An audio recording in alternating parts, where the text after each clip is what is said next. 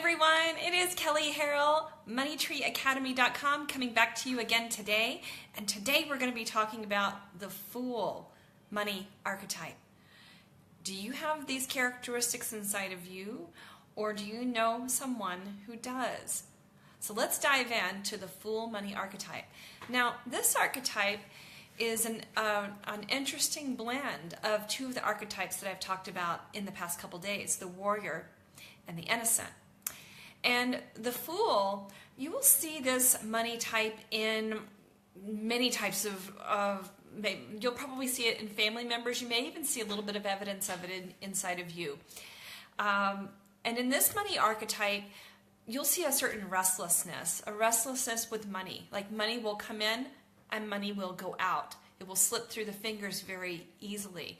Many times you might see this person or even see yourself as being somewhat happy-go-lucky with money. It comes in and it's like, woohoo, well, I deserve it, or I have a whim here, and you will indulge yourself, or someone around you, maybe a spouse, will just instantly indulge themselves in that. I've had many women clients tell me that past husbands of theirs were of the Fool money archetype, and they would just indulge themselves. Like they would go out and just buy $300 of sporting goods or $1,000 worth of something that they never really needed. And that is the Fool money archetype at play. Another one, a piece of evidence that it might be, is that they can be overly generous. And so if you or someone you have been around, if you've ever seen them tipping a waitress or a waiter excessively, that overly generous, or just giving money away to people, again, that's another piece of evidence that the Fool money archetype is likely at play in that person's life. So there's this, also there's a financial irresponsibility that can happen. You will tend to see the Fool money archetype happen with people who are gambling, that they take high risks with money in exchange in the hopes that they can create some kind of money shortcut for themselves and reach another kind of outcome more quickly. So you will see them take risks with maybe they'll hear about a stock pick, some kind of crazy stock pick that's supposed to do really well, and then they will throw a whole lot of money into it and perhaps lose it. They're looking for the big quick wins, and they will take a lot of risk.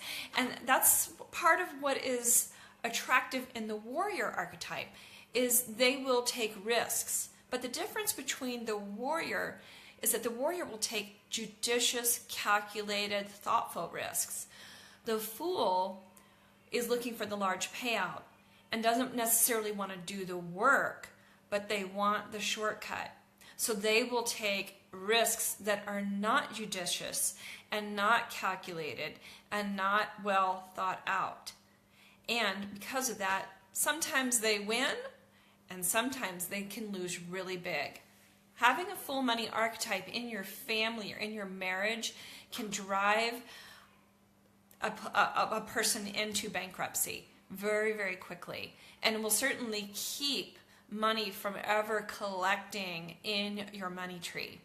So that's one of the money archetypes. Now, some of that is just having that person pay more attention to details. Now, it's really hard with the Fool money archetype because they tend to want to just be happy-go-lucky. They don't want to pay attention to details. But for that to ever change, that is one of the things that has to happen. Another piece is they just need to be aware of when they have these desires. What triggers those desires to spend?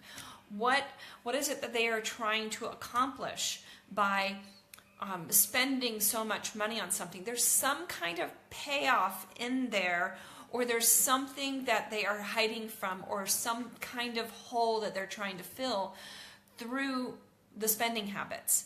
So if a Fool money archetype can pause button when they want to spend and just observe what's going on inside, then you're starting to enable the self or the person to change those kinds of automatic behaviors.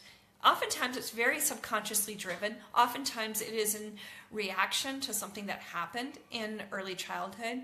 And as I always say, the Fool Money archetype, the archetypes that I'm talking about, they are not who you are. They are just part of some kind of behavior that you have learned, and it can be undone. So that's it for today with the Fool Money archetype. I am Kelly Harrell, MoneyTreeAcademy.com, and thanks for joining me. Bye.